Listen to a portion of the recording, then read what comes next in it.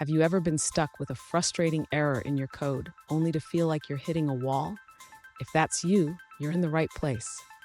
Today, we're diving into a common type error in TypeScript and how to resolve it. I totally get it. Seeing an error message like uncaught type error, object prototype may only be an object, or null, undefined, can be incredibly confusing. You're not alone in this. Many developers face similar issues.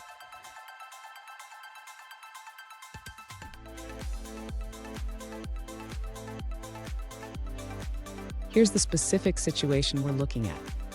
One user encountered this type error while working with an abstract class in TypeScript. They were trying to create a new instance of a class, but ran into this error. Sound familiar?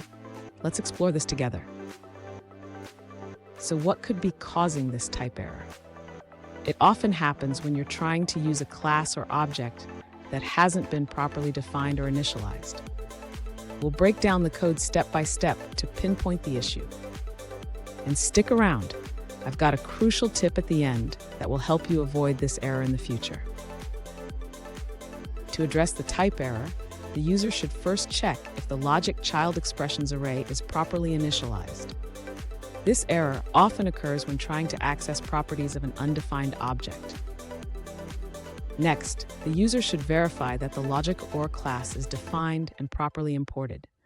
If logic_or is undefined, it will lead to the type error when trying to create a new instance. The user should also inspect the logic child expressions array before assigning a new instance of logic_or.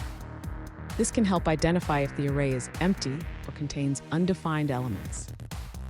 Finally, if the issue persists, the user can add error handling to catch potential issues when creating a new instance of logic_or. This will provide more context if an error occurs. Fun fact, did you know that TypeScript was developed by Microsoft to help catch errors early in the development process? It's like having a safety net for your code. Now, let's look at the answers provided by other users. An alternative solution provided by another user suggests creating an index.ts file to manage your imports. This user found that exporting classes in the correct order from this index file resolved their type error issue. By making these changes to how classes are imported, the user was able to fix the type error they encountered. Here's the tip I promised. Always initialize your arrays and objects before using them.